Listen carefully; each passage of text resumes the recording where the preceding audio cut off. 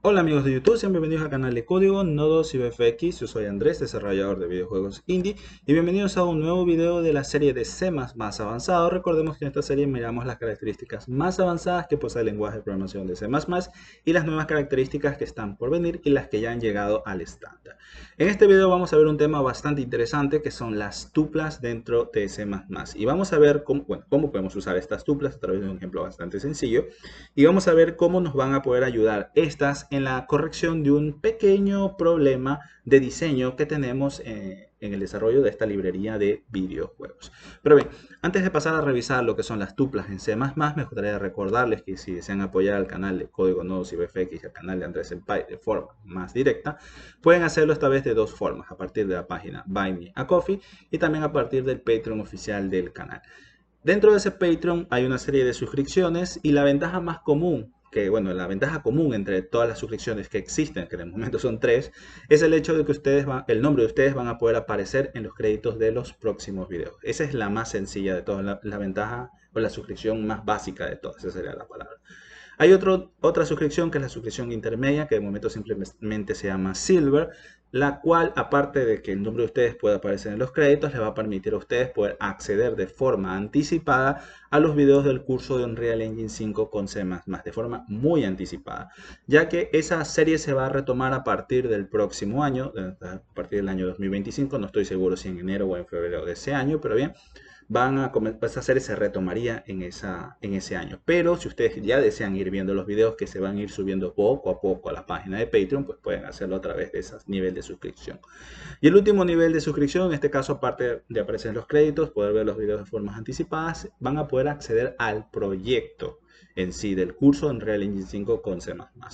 Una vez finalice el curso, se va a abrir en este caso una nueva suscripción. La suscripción, en este caso la del curso en Unreal Engine 5, voy a ver si la sigo manteniendo o en su defecto, en este caso, la actualizo con el nuevo proyecto que vayamos a desarrollar. Eso es algo que todavía tengo que poder analizar.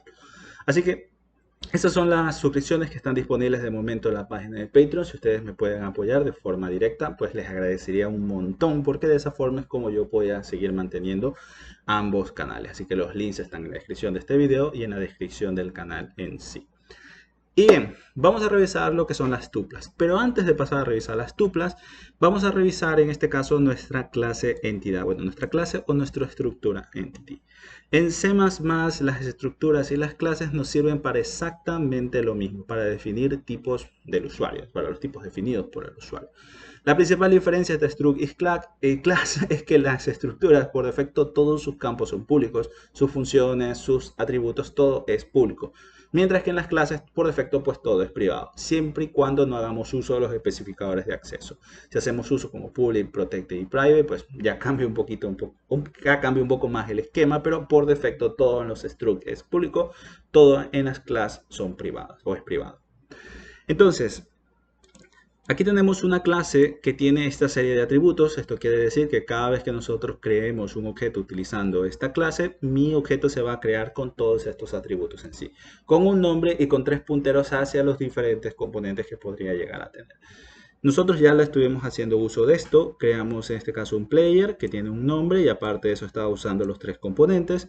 Tenemos un grillito que también tiene un nombre y está haciendo uso de los tres componentes. Pero también tenemos un spawner que tiene un nombre, pero solamente está haciendo uso de uno de sus componentes. Los otros componentes los tiene de gratis sin hacer absolutamente nada.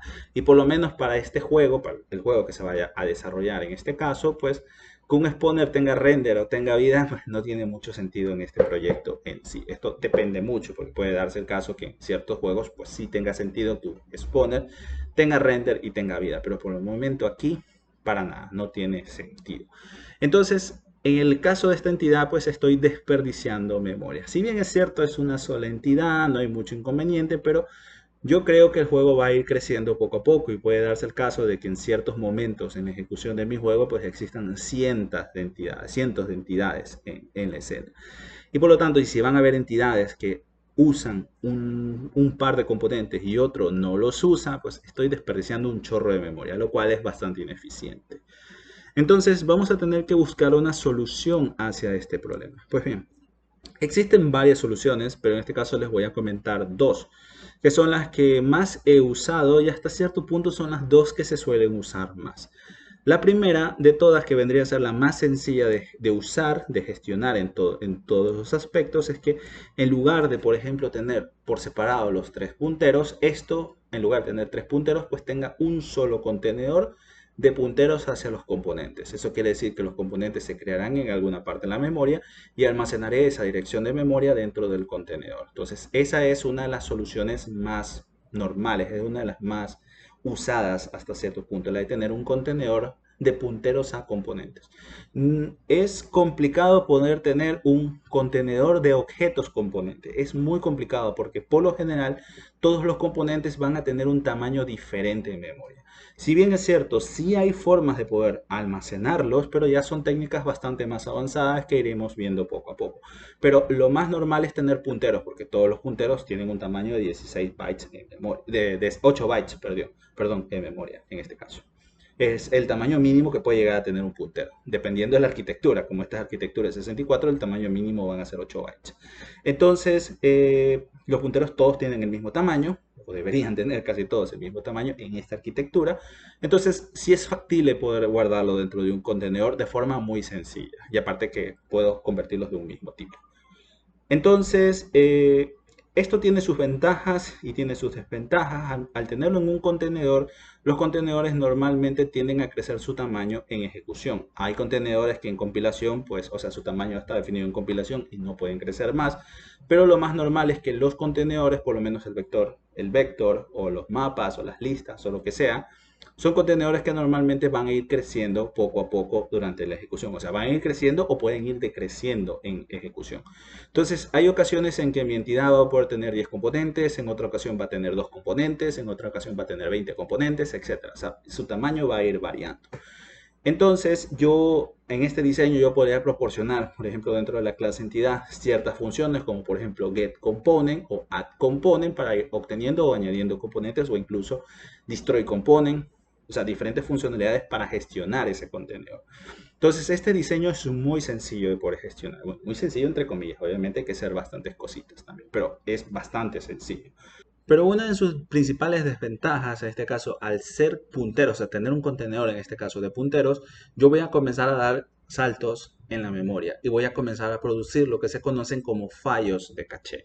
En este caso, para no complicar las cosas, porque el tema de cómo optimizar en la caché tiene sus detallitos importantes, pero bien, quedémonos simplemente con la idea de que es mucho más ineficiente porque no estoy aprovechando la memoria caché.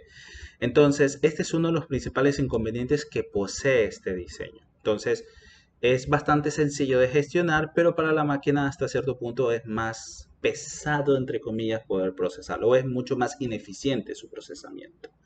Entonces, ese es uno de los principales inconvenientes. Ahora, otro de los diseños que comúnmente se usar es que en lugar de tener en este caso pues una clase de toda la vida, es tener una variedad de template class. ¿Cómo puedo usar esto de aquí? Pues bien, cuando yo vaya a declarar un objeto del tipo entidad, yo voy a tener que especificar entre los paréntesis angulares, nosotros ya hemos visto sobre plantillas, indicar sobre qué tipos esa entidad se va a especializar. En este caso, cuáles son los componentes que esta entidad se va a especializar. Con esto yo puedo llegar, por ejemplo, acá abajo, decir que, bueno, el player se va a especializar en estos tres componentes porque los usa, el grillo se va a especializar también en estos tres componentes porque los usa, pero en el caso del exponer solamente lo especializaría en transform. Esto me abre la puerta a que una entidad solamente tenga o gestione la cantidad de componentes que en verdad va a necesitar. Esto tiene su desventaja, bueno, una de sus desventajas es que no voy a poder decir que una entidad en ejecución pueda tener otros componentes adicionales. O sea, se creará, por ejemplo, con 3 componentes y se destruirá con esos 3 mismos componentes. Esa es una de sus desventajas principales. No tengo ese crecimiento en ejecución, por lo menos de forma sencilla. Hay formas de poder hacer que, a pesar de que sea una plantilla, pueda llegar a gestionar otros componentes, pero ya tendría que formularlo de otra forma. Pero bien, esa es una de sus principales desventajas, pero también a su vez es una ventaja.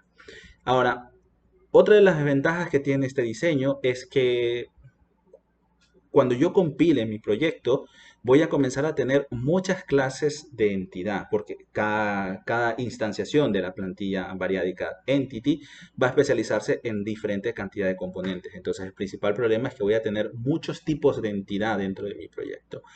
Esto, si yo quisiera poder referirme a todas las entidades de forma genérica, de alguna manera, eso ya lo iremos viendo cómo lo podemos solucionar, es bastante más complejo de lo que parece.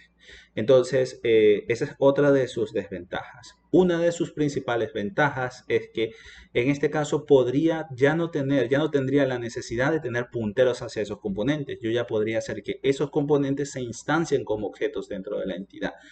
¿Por qué? Porque en este caso me da completamente igual el tamaño que pueda tener transform, render y geo. O sea, me da igual si transform pesa 80 bytes, si render pesa 12 y si geo pesa 1 byte o 4 bytes, por ejemplo, como dice aquí. Me da completamente igual. Esa es una de sus ventajas. Ya puedo olvidarme de punteros y ya tener objetos directamente dentro de la clase, dentro del objeto resultante a partir de la instanciación del tipo final. Entonces, esa es una de sus ventajas. Pero la ventaja por la que más brilla este diseño es que esto es cache friendly, o sea, trabaja muy bien con la memoria caché si lo sabemos gestionar. Por el hecho de que todos los datos están seguidos en memoria. Aquí lo más común es que no tenga saltos. Podría llegar a tener si es que tengo punteros, pero como digo, ya nos abre la puerta de olvidarnos tener punteros aquí adentro, porque ya son objetos instanciados. Entonces, esa es una de sus principales ventajas, es cache friendly. Esto es mucho más rápido o podría llegar a transformarse en algo mucho más rápido de procesar por parte del procesador, valga la redundancia en este caso. Entonces, estas son las dos alternativas que voy a proponer de momento para esta serie. Ahora, ¿cuál de estas dos vamos a hacer uso? Pues bien, vamos a hacer uso de la versión por plantilla, ya que este me va a ayudar a explorar muchos más conceptos de C++ que nos puede venir perfecto para esta serie en sí. Entonces vamos a crear esa versión, pero no voy a borrar la clase que ya tenemos declarada, la voy a usar de momento como referencia. Entonces vamos a declarar una plantilla de clase variádica en este caso. Entonces, template, pero cierto, una cosa, me gustaría poder aprovechar el concept que nosotros tenemos creado aquí. Por lo tanto, esta clase la voy a declarar debajito del concept para que el procesador en este caso, perdón, para que el compilador pueda ver el concept que nosotros declaramos hace varias clases atrás. Entonces, template, y esto pues va a ser un isComponent, que es nuestro concept, pero va a tener que recibir una cantidad de concepts variádicos en este caso. Entonces, como nombre le voy a poner TS, que es el abreviado de types, en este caso, y vamos a declarar nuestra clase struct un entity2. Podría ser, sí, en este caso sí te podría tomar de momento la sugerencia, pero esto de aquí no, porque no voy a manejar punteros. Como dije hace un momento, este diseño me abre la posibilidad de ya olvidarme de tener punteros aquí adentro.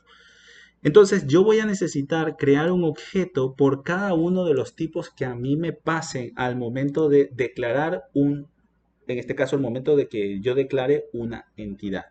Entonces, cada uno de estos tipos necesito crear un objeto. ¿Cómo puedo hacer eso? Pues bien, ya les adelanto que esto de aquí, y no es syscomponent, es TS, porque es el placeholder.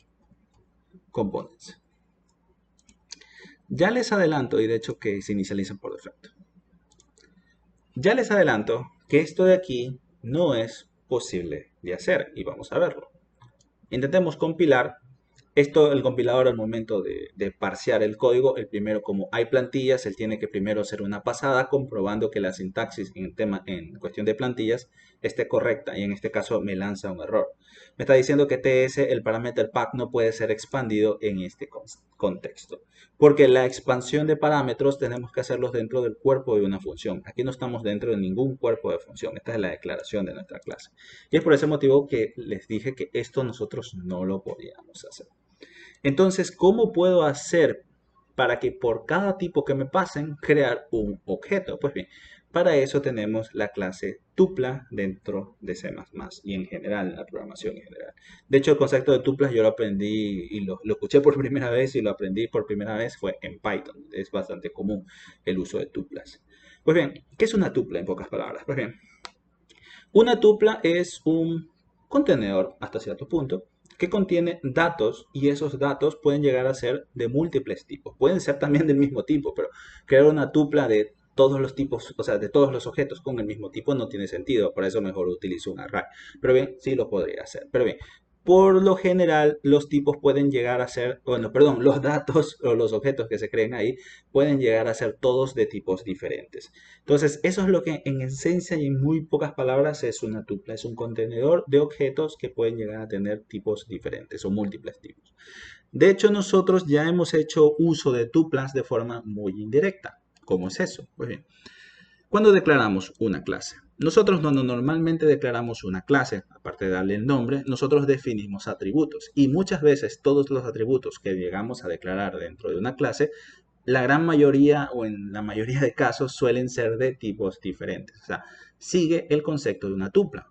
Porque un objeto, cuando nosotros instanciamos, en este caso una entidad, es un bloque de memoria que está dividido entre los diferentes objetos que conforman sus datos, que son de tipos diferentes. Entonces, estamos haciendo hasta cierto punto uso de ese concepto de tupla. Esto, una clase común y corriente, podría considerarse un tipo de tupla. Entonces, también aparte de eso, proveemos diferentes funcionalidades que nos permiten a nosotros acceder a esos datos para leer o modificar esos datos. Entonces, sigue también hasta cierto punto el mismo esquema, porque las tuplas, por ejemplo, en Python, aparte de contener los objetos, me da ciertas funcionalidades para leer, porque bueno, las tuplas en Python, hasta donde me acuerdo, son inmutables. En teoría no podemos modificarlas. Hasta donde me acuerdo. Tengo mucho tiempo que no uso Python. Entonces, esa es la cuestión con las tuplas.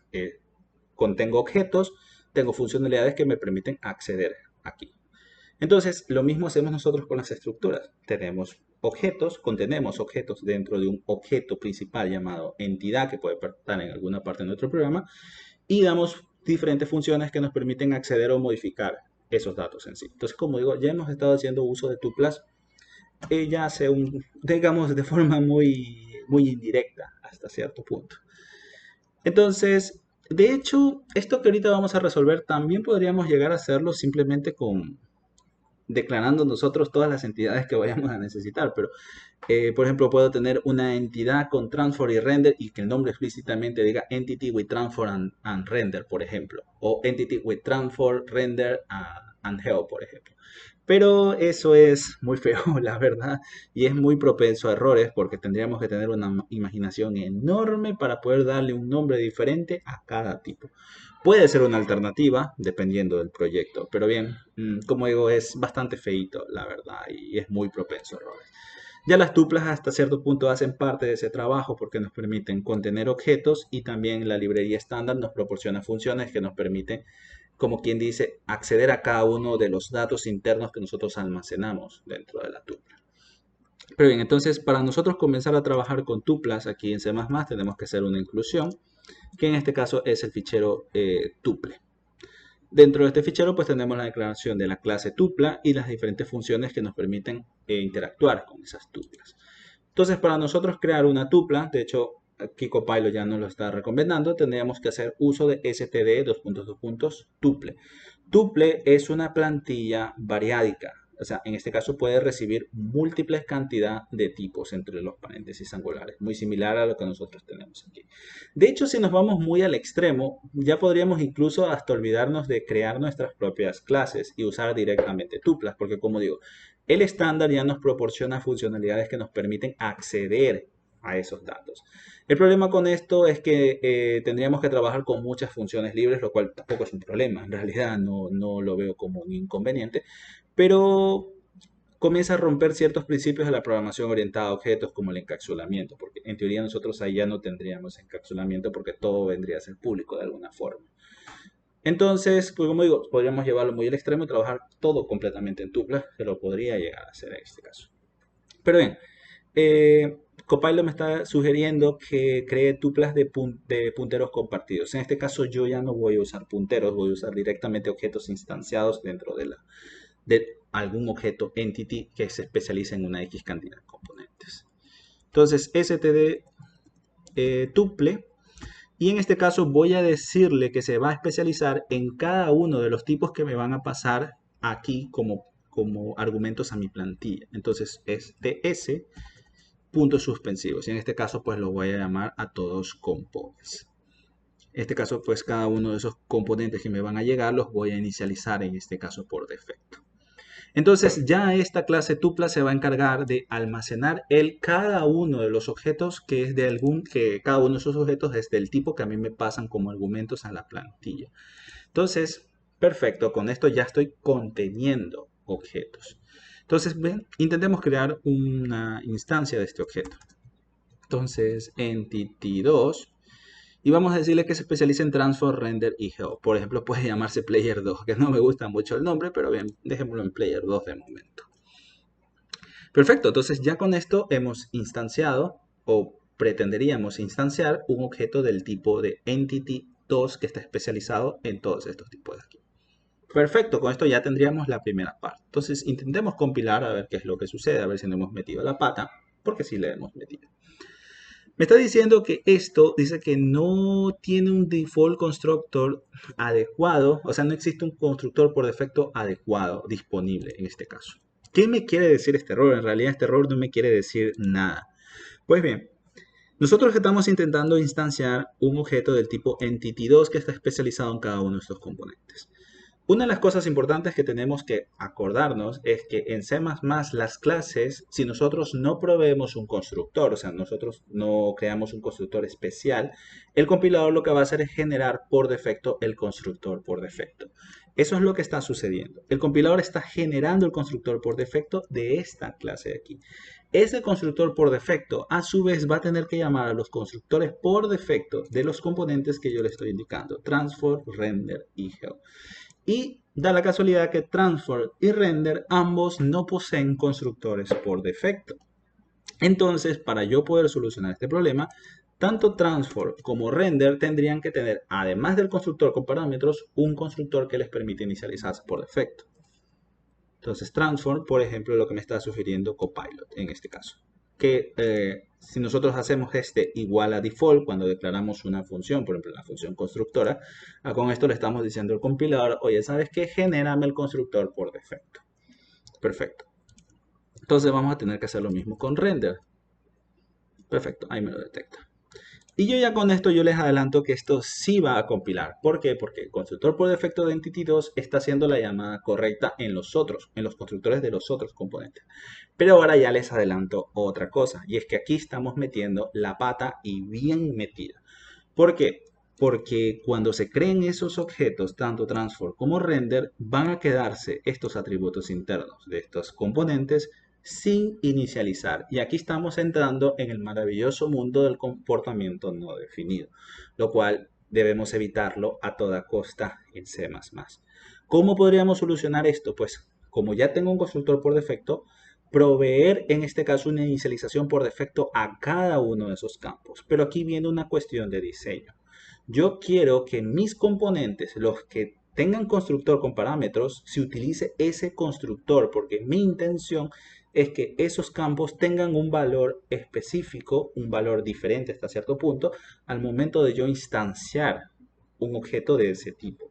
Yo no quiero que algunos componentes, como el caso de transform y como el caso de render, se inicialicen por defecto. Yo no quiero ese comportamiento. Por lo tanto, al no querer ese comportamiento, yo tengo que decirle de alguna forma al compilador, oye, llámame a esos constructores. Entonces, ¿cómo puedo hacer para llamar a esos constructores? Pues bien, como se está llamando el constructor por defecto a partir de entity2, yo tendría que decirle a entity2 que me llame a estos dos constructores. Ahora, ¿cómo podríamos hacer eso? Pues bien, nosotros ya hemos visto en este caso, cuando creamos la función, esta función de aquí, la plantilla de función variádica, createComponent, la cual recibe pues una X cantidad de parámetros, porque no todos los componentes pues tienen la misma cantidad de parámetros en sus constructores. Entonces podríamos usar esa misma táctica, pero en este caso aquí tendríamos un problema. Porque si yo tengo un constructor, en este caso de entity2, que recibe una X cantidad de parámetros, yo no tengo una forma de poder decirle al compilador, oye, cuando encuentres así dos enteros juntitos, uno detrás de otro, utilízame esos para inicializar transform. Y cuando tú encuentres un car ahí solito entre todo ese grupo de argumentos que te estoy dando, utilízame para inicializar un render. Yo por lo menos no conozco una forma de hacer eso y no sabría decir si es posible hacerlo. Entonces, si yo no conozco una forma, ¿cómo podríamos hacer para llamar a estos dos constructores? Pues bien, otra de las cosas que tenemos que recordar, y no sé si lo mencioné en algún momento, es que en C++ existen varias funciones especiales, en este caso, que son funciones que se crean de forma implícita al momento que nosotros compilamos. Y estas funciones especiales normalmente se generan en clases, que son el constructor por defecto, el destructor, el constructor de copia, el constructor por move, el operador de asignación por copia y el operador de asignación por semántica de movimiento. Esas 6 funciones especiales son creadas por el compilador si yo no proveo absolutamente nada y sigo lo que se conoce en C++ como la regla de los ceros. Esta regla de los ceros lo que quiere decir es que cuando yo creo una clase y si yo no necesito ninguna de esas funciones especiales, pues no declaro ninguna. Por lo tanto, el compilador los va a generar de forma implícita al momento de compilar. Pero en el caso de transfer y render, yo sí creé una de esas 6 funciones especiales, que en este caso es la función constructora. Entonces, el compilador al detectar que se declaró la función constructora con parámetros o de alguna o algún tipo de función constructora, el compilador solamente me va a generar las 5 funciones que faltan. El destructor, constructor por copia, constructor por semántica de movimiento, operador de asignación por copia y operador de asignación por movimiento. Eso el compilador lo va a hacer por mí. Por lo tanto, estas clases que yo tengo aquí poseen esas 5 funciones especiales. Entonces, tengo que hacer uso o voy a hacer uso de cualquiera de esas funciones para construir, o sea, bien sea constructor por copia o el constructor por semántica de movimiento. Entonces voy a decirle a Entity2 que me llame de momento a los constructores por semántica de movimiento. Por lo tanto, cuando yo vaya a declarar, y en este caso vamos a declarar el constructor para Entity2, tengo que decirle que reciba esos mismos componentes, pero objetos temporales de esos componentes. Y esos objetos temporales que va a recibir los va a usar para inicializar, en este caso, nuestra tupla que nosotros tenemos declarado aquí adentro. ¿Cómo podemos hacer eso? Pues como lo hicimos cuando vimos la función de createComponent, cuando vimos el apartado del perfect forwarding. En este caso le voy a decir, oye, ¿sabes qué? Recíbeme un objeto de cada uno de los tipos que aquí se está declarando. Está recibiendo una referencia, una forward referencia, puede ser un rvalue, puede ser un lvalue. Entonces eso lo está recibiendo en este caso una variadic. Entonces está recibiendo, puede llegar a recibir algunos y cada uno de esos vas a aplicarle la función forward para poder en este caso inicializar en este caso la tupla que nosotros tenemos aquí adentro. Perfecto, espero que me hayan podido entender porque esto cada vez se va complicando más. Entonces, bueno, si no lo entienden, se le podrían en este caso pues volver a ver esta parte, el video entero o en la parte específica en la que no han entendido. De todas formas voy a intentar organizarlo mejor. Entonces, como digo, va a recibir cada uno de esos temporales y todos esos temporales va a usarlo para inicializar components. En este caso, déjame quitarle la inicialización por defecto porque como estoy haciendo uso del constructor, pues no tiene sentido inicializar por defecto cada uno de esos componentes y aparte que vimos que no es posible hacerlo. Que no es posible hacerlo en caso de transfer y de render. Perfecto, entonces con esto yo ya estaría inicializando mi tupla. Ahora regresemos acá abajo y ahora este me falla. ¿Por qué? Porque ahora yo tengo que poder proveerle los objetos temporales correspondientes que va a usar en este caso para inicializar la tupla. Entonces va a recibir un transfer temporal que lo voy a, en este caso, darle valores de 10 y 20. Va a recibir un render temporal que va a recibir de momento una A, por ejemplo. Bueno, doble A iba a dejar, pero ya no importa. Y un geo que también va a recibir uno por bueno, va a recibir un rvalue de un help que no tiene datos en sí. Entonces, vamos viendo qué es lo que pasa, porque por lo menos el compilador, el detector de sintaxis, pues no me dice que las cosas se estén yendo mal. Y entonces esto ya nos compila y probablemente esto también ya nos esté funcionando.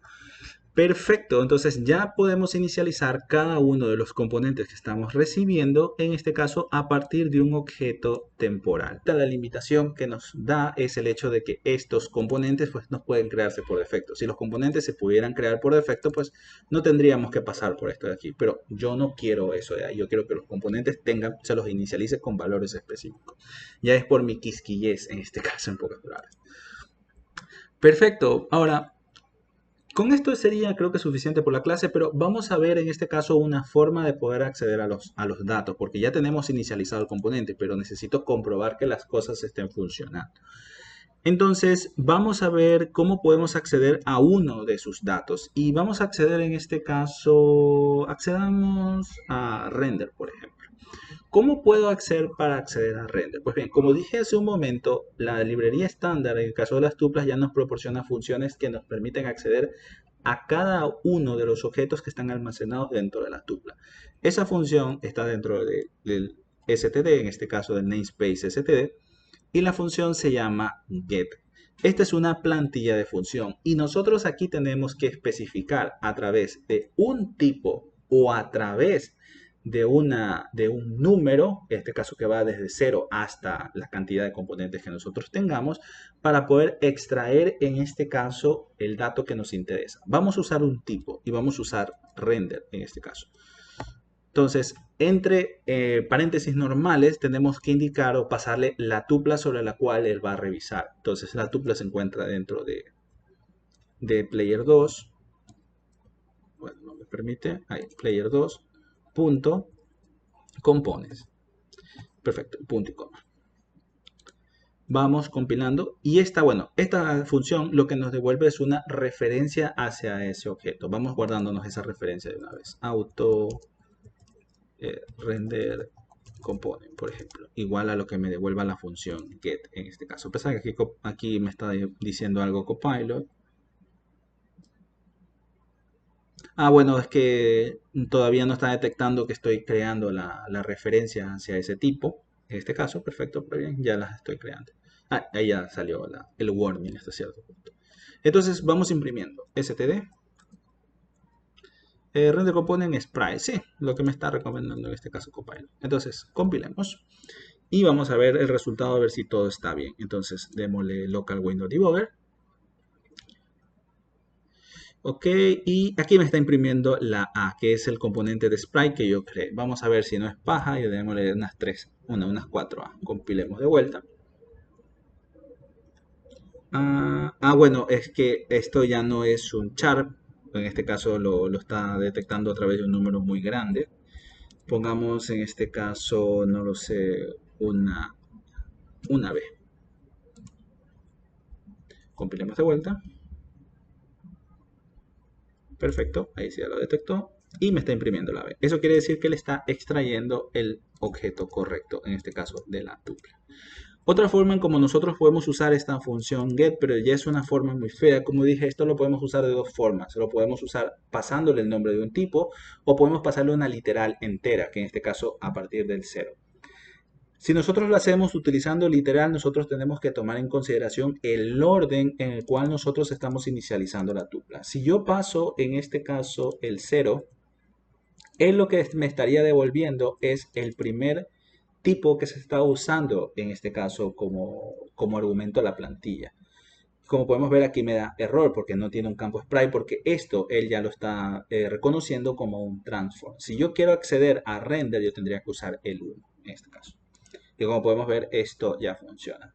Personalmente esta forma no me gusta nadita, aunque sí tiene muchas utilidades. Ya las iremos viendo. Ya les adelanto que tiene muchas utilidades para ciertas funcionalidades muy concretas. Nos va a servir mucho el poder usar get a través de literales enteras, principalmente cuando nosotros queremos recorrer nuestros componentes a partir de esa tupla.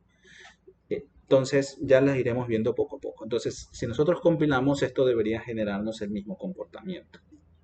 Entonces presionemos F5 y como podemos ver, aquí nos está imprimiendo ya la B. Entonces, esta es una de las funciones que nos permite acceder a los elementos almacenados dentro de la tupla. Hay muchas otras funciones que nos proporciona, en este caso, la clase tupla, que ya las iremos viendo poco a poco conforme vayamos avanzando. Pero bien, esto está funcionando bien, pero esto tiene un problema. Y es un problema que lo vamos a resolver en el siguiente video. Por ejemplo, yo tengo, no sé, creemos un componente de transfer. Transfer, por ejemplo, con 10 y 20. Entonces yo quiero usar este objeto existente para almacenarlo, en este caso, pues dentro de mi nueva entidad. Entonces, ¿sabes qué? Yo en lugar de pasarle un temporal, le voy a pasar ese objeto existente. Entonces, lo quiero hacer así. Pero aquí podemos ver que me está originando un problema. ¿Por qué me está originando un problema si se supone que estoy haciendo uso de Perfect Forwarding? El Perfect Forwarding me garantiza, y a través de, en este caso, de los Forward Reference, me garantiza que el compilador va a detectar si le estoy pasando un L-value o le estoy pasando un R-value. ¿Por qué si en el caso cuando creamos la plantilla de función variádica create component no nos pasó ese problema? Pero ¿por qué nos está pasando ahora aquí?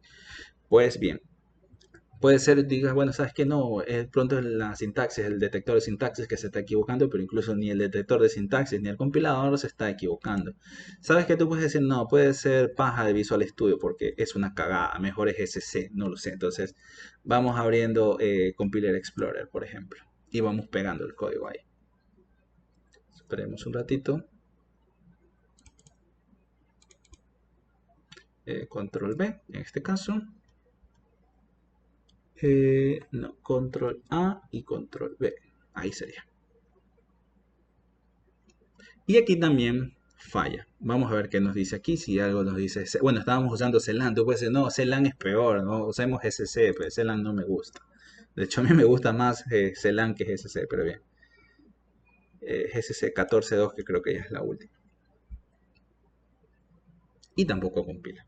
¿Qué es lo que está pasando? Pues bien, como le dije, esto lo vamos a ver en el próximo video cómo solucionar este problema, pero les voy a adelantar algo, y es que en el contexto ahorita de nuestra clase, el compilador no está detectando esto como un forward reference, sino lo está detectando como un R-value reference. Pero es por la forma en como nosotros tenemos creada nuestra plantilla de clase, nuestra plantilla de clase variádica, es la forma como la tenemos creada. No está detectando correctamente el forward reference, como lo está detectando como un R value reference. Pero bien, esto, como dije, lo vamos a solucionar ya en el próximo video. Así que, gente, si les gustó, pues ya saben, pueden darme con un like y suscribiéndose a este canal. Aquí les voy a dejar la serie de C++ avanzado. Cualquier duda, comentario y sugerencia, como saben, en la cajita que tienen ahí abajito, seguido siempre su correspondiente punto y coma. No olviden que pueden apoyar al canal a partir de Buy Me a Coffee y de Patreon. Los links también están ahí en la descripción. Si lo pueden hacer, les agradecería un montón. Y por último, si han llegado hasta este punto de video, les agradezco un montón. Ustedes son unos cracks, gente. Ahora sí, conmigo será hasta la próxima. Así que los veo para un próximo video. Hasta pronto.